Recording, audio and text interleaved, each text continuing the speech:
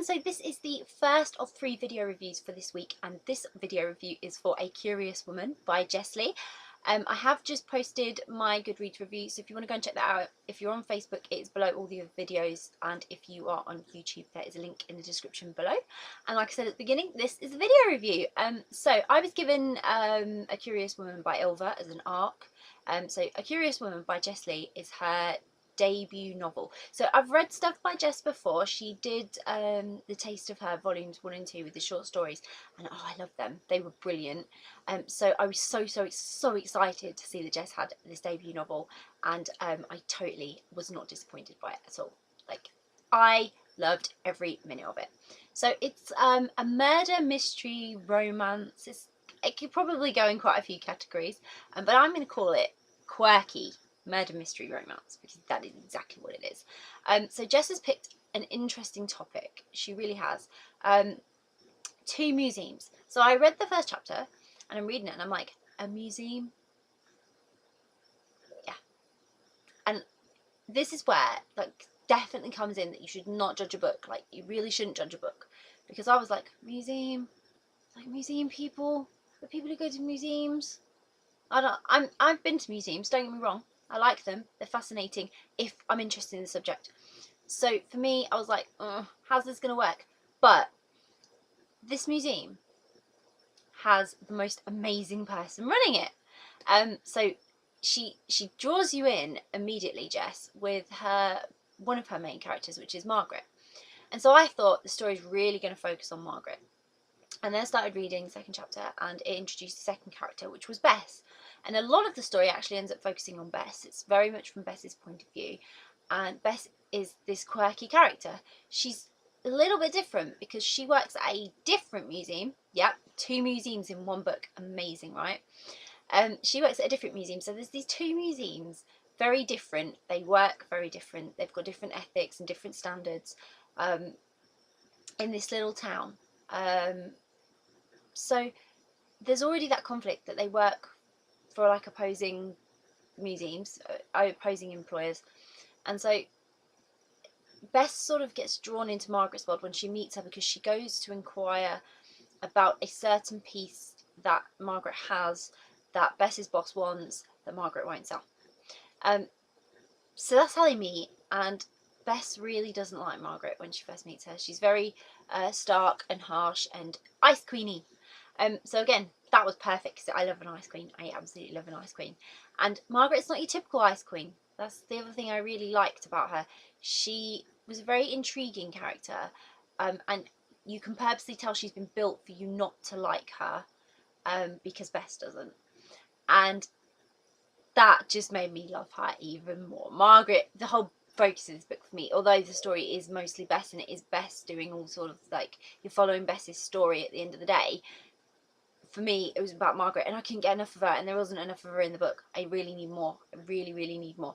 But she's not your typical ice queen. Like I say, she's very mysterious, and she held the traits of ice queen very well, and I liked her just way too much, Margaret, like, so much. I really want more from Margaret's character. So Bess's character, she's like this total ray of sunshine, but she finds herself completely embroiled in this murder mystery when something happens to her boss, and she's just thrown in at the deep end, and somehow she manages to get herself caught up in the most awkward of situations to do with it, and finds herself in the frame a couple of times as well. So not only is she trying to prove Margaret's innocence, but she's also trying to prove her own at points, and it was quite comedically funny, but, like, very serious at the same time. Because what's happened is there's this firm come in, and they want to build like more of a commercialized area in this sleepy little town. And of course Bess doesn't understand why, and she doesn't understand why her boss was backing this scheme, and of course Margaret's totally against it, because it means selling her museum, which she's quite attached to. So it was you know, really interesting sort of story. And then you had the romance building between Bess and Margaret, who were both very unsure of each other. But when Bess got to know Margaret a bit better, and she did, she started discovering things about her. You know, that typical ice queen facade sort of falls away, and you learn there's a depth to that ice queen character that you didn't know was there, and so does the other character who thought they were like this proper ice queen as well. So it's really nice and really sweet to watch their relationship building, especially where Bess was trying to really help Margaret prove her innocence, because she has a bit of a reputation around the town for something that happened in the past as well. So there's a lot going on in there. There's a lot of subplot underneath as well, and it was very cleverly put together. Exciting to follow all those clues and like try and work it all out with Bess. And there was so many wonderful plot twists. I cannot tell you how many plot twists there were. It was fantastic. I was reading along and I'm like, yes, Bess, we have got this solved, girl. We know what we're doing. And then I go, oh, no, hang on. No, we don't. And I love that about murder mysteries. If you can get that balance right with a whole cast of characters to keep the reader guessing until the very, very end. Perfect. The only thing for me with this book, my only issue, was it was over way too quick.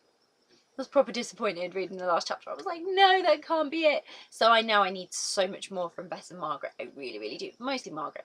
I like stories from Margaret's point of view because I think she's an awesome character. I think she's really underrated, and I think if you like Ice Queens, you will like her. She's brilliant.